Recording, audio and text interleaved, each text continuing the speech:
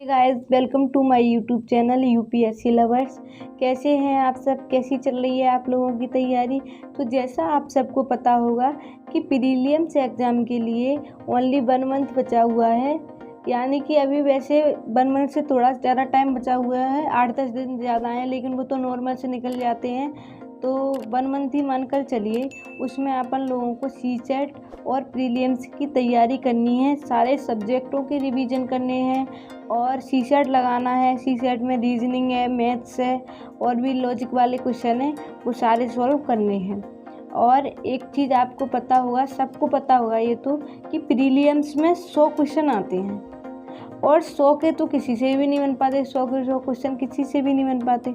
और मैं ये भी नहीं बोल रही कि शायद बन जाते होंगे, कुछ लोग होंगे उनसे बन जाते होंगे, लेकिन वो मैटर नहीं करता कि 100 में से 100 क्वेश्चन अपन लोगों को सही करने हैं।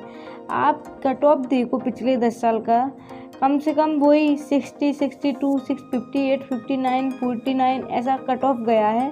और ये नहीं है कि जनरल ओबीसी, ये कोई मैटर नहीं करता। आप कट ऑफ से कम 10-15 क्वेश्चन ज़्यादा अचीव कीजिए, जिससे कि आपका प्रीलिम्स में सिलेक्शन हो सके। अगर आप 65 क्वेश्चन लाते हो तो आपका प्रीलिम्स में सिलेक्शन पक्का हो जाएगा।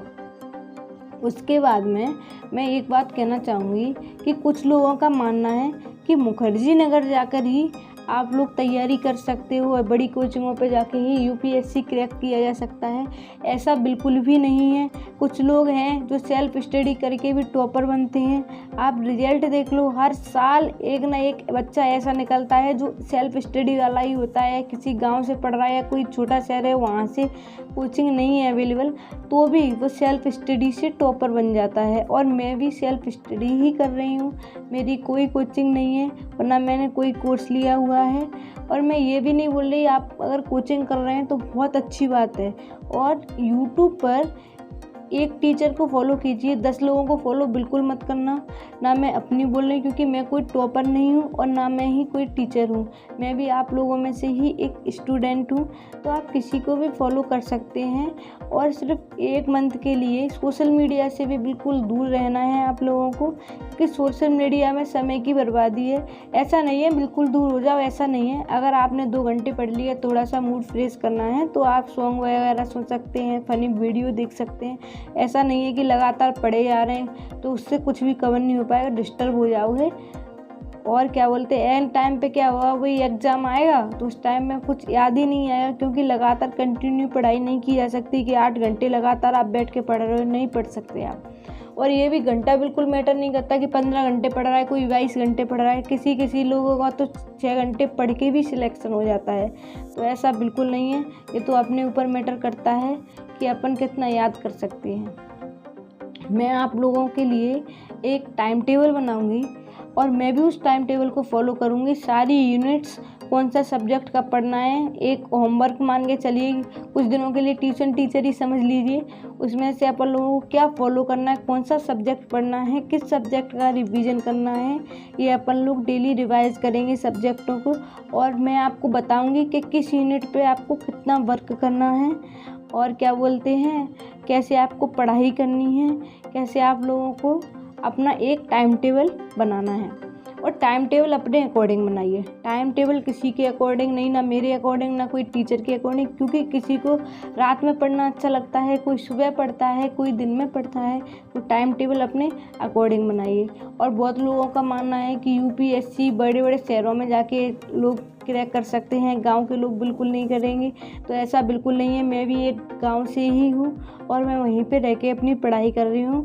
तो मैं ये नहीं बोल रही मेरा क्रैक हो जाएगा, लेकिन कोशिश पूरी करूँगी, अपनी तरफ से 101% दूंगी और अपने एग्ज़ाम के लिए सारी मेहनत करूँगी। और जो सब्जेक्ट हैं, और मैं आप लोगों से एक और चीज़ बोलना चाहूँगी कि आप सारे सब्जेक्टों को लेकर बिल्कुल मत चलिए।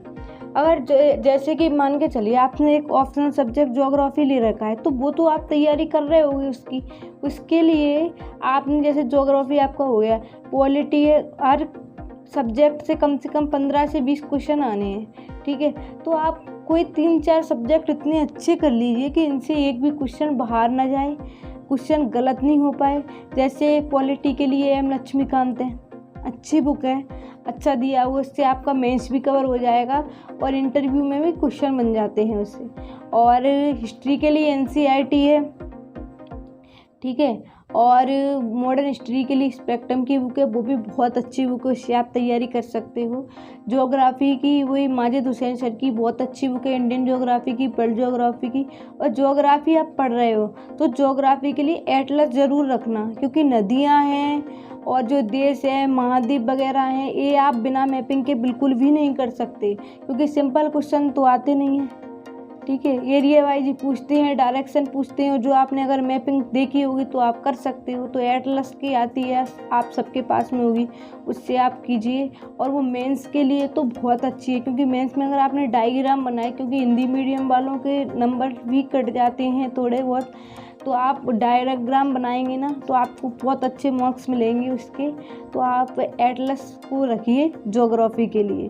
और इन्वायरमेंट के लिए दृष्टि आईएएस की बुक आती है, या कोई भी बुक ले लीजिए इन्वायरमेंट। और साइंस के लिए एनसीईआरटी, साइंस के लिए भी एनसीईआरटी 9th और 10th की एनसीईआरटी बढ़िया है। 11th 12th की भी कर सकते हो, फिर अपने अकॉर्डिंग आप पढ़िए। एनसीईआरटी बुक तो सारी अच्छी हैं, ओके। और कल से आप सबके लिए मैं एक टाइम टेबल बनाऊंगी और उसे आपको फॉलो करना है और अपनी तैयारी करनी है। Okay, thank you.